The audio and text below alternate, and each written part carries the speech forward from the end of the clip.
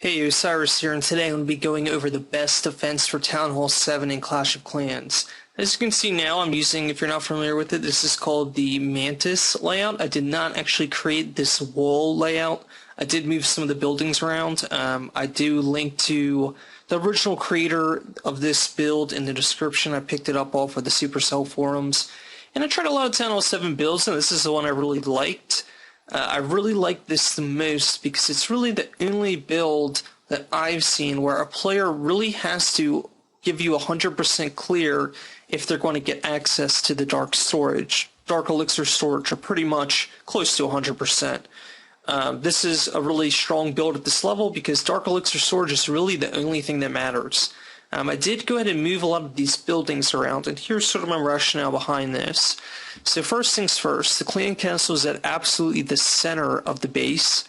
You cannot lure out units without either sending a giant in to hit the cannons, or if you want to use barbarians or archers, you're going to actually have to destroy some of these perimeter buildings before you can get access to the clan castle units. And that's a really big pain for the enemy, and it really does make them waste units to lure out clan castle units, or even better, they don't lure them out at all, and then you get practically a free win. So we always put this in the center, starting at Town Hall 7. Nothing can lure this out very easily. That should always be your goal. We've also put the Dark Elixir storage right above this clan castle in the center. It's a particularly good spot for it because both wizard towers overlap the Dark Elixir storage. No player is going to be able to push up to the bottom and then send goblins in to get your Dark Elixir storage with both wizard towers overlapping. So that's kind of the key. Each one's already doing 20 damage, so if they both hit at the same time, you're going to one-shot goblins that are at your level range. If a player's really high level, yeah, maybe they'll take your Dark Elixir, but at that point, they'll have a loot penalty. Players can also take this base out, but they can take out any base if they're going to use dragons, any Town Hall 7 base. There's not really much you can do about that at this point, but it's pretty rare, and it does hold up against really disorganized attacks, especially if you have clan castle units.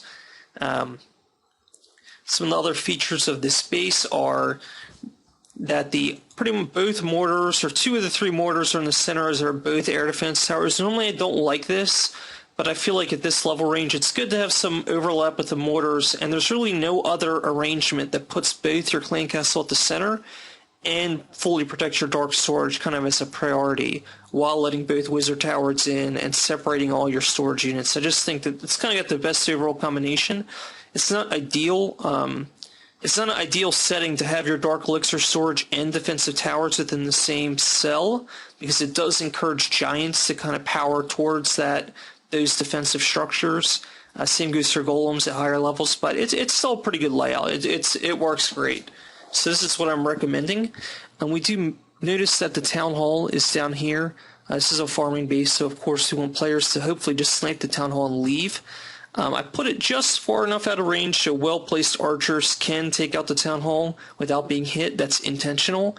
I don't want to make it so that players can't take out my town hall, but I don't want to put it so far out that it's not providing me a little bit of buffer. And what I mean by that is, especially when I'm full on resources, if you just stick this town hall over here, what you're going to find is most players are not only going to take out this town hall, they're going to take a shot at these two resource points thinking it's a free shot.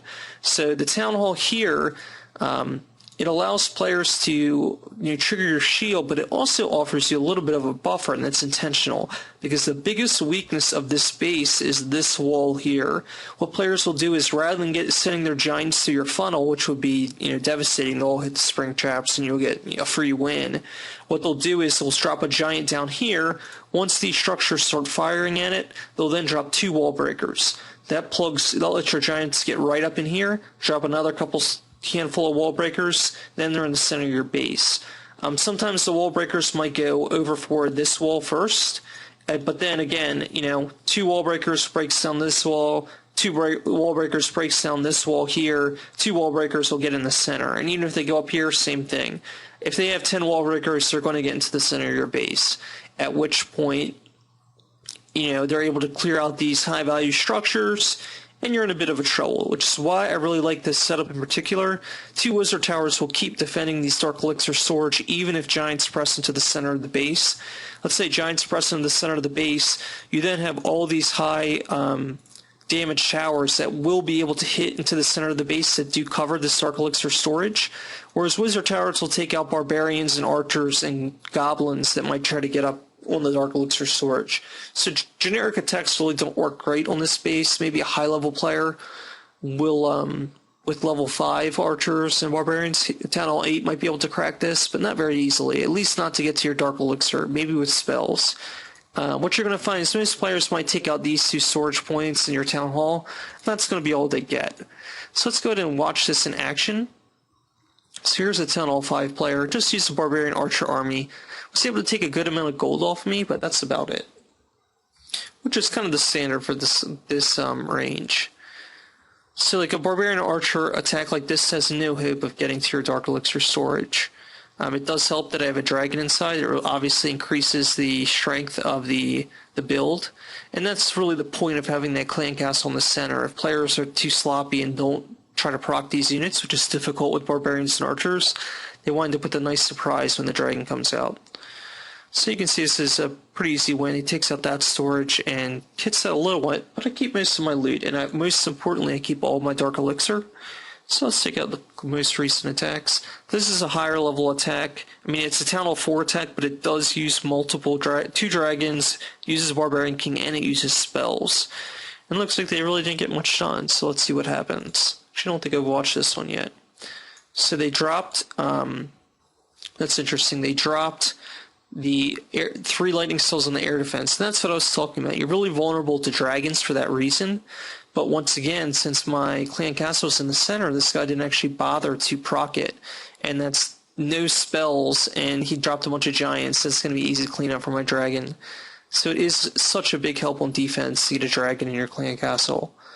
So the dragon's actually going to wipe both of these dragons with support from that air defense, which is nice. Okay, and so these goblins really don't have a chance with the wizard tower still up.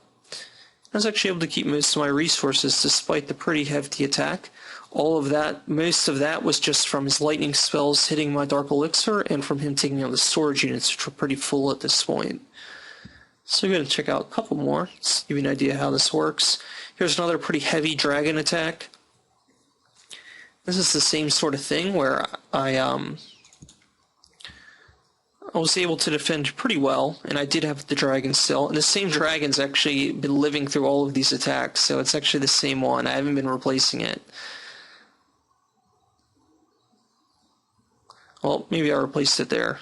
I don't know. Sometimes it's weird. Sometimes I feel like I lose my dragon and it just stays in the clan castle anyway. I'm not really sure what causes that. If somebody knows, go ahead and leave me a comment. I haven't been quite able to figure that out. It might be if they don't clear 50%, you keep your clan castle, because I've sworn I've lost my dragon before and I somehow still keep it. So here's a couple Town Hall 5 attacks. I don't have the replay available, but you can see this guy got about 50% of my base. And what's really important here is to note all these attacks, very little Dark Elixir lost. And that's what we're going for here. All these attacks, no Dark Elixir. I'm sure someone's cleared it at some point. Okay, this guy got in, but he used healing spells and was a Town Hall 8 player. I mean, that's going to happen. This guy used a ton of units, but didn't get very far. So again, lots of attacks, not much Dark Elixir going out. And I've been sitting around 6 to 10k for a while. So, oh yeah, I also want to check out the war placement. I'll show you what I'm doing there. So I did move around some buildings, of course, for the war. And you can see that I have the town hall in the center. I had to move the clan castle up. And looking at this in retrospect, I'd probably try to wedge another building or two here and here to make it a little bit harder to lure units out. But as you can see, I'd probably take this army camp actually and plop it where this Stark Barracks is, move this Stark Barracks over here. But I hope that makes sense of what I'm exactly trying to do. Probably move this barracks right here too.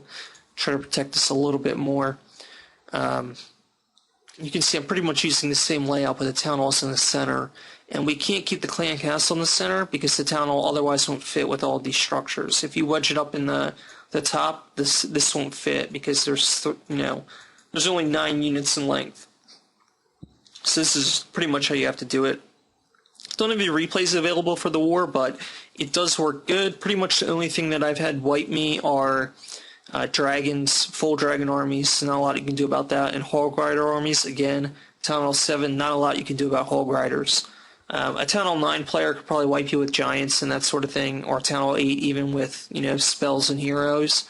So, but it does hold up good. It holds up good against players at your other range, If they're not going to use Dragons or Hog Riders, they're probably not going to get in as a Town Hall 7, or they're not going to get your Town Hall. They might get a 50% clear, but that's about it.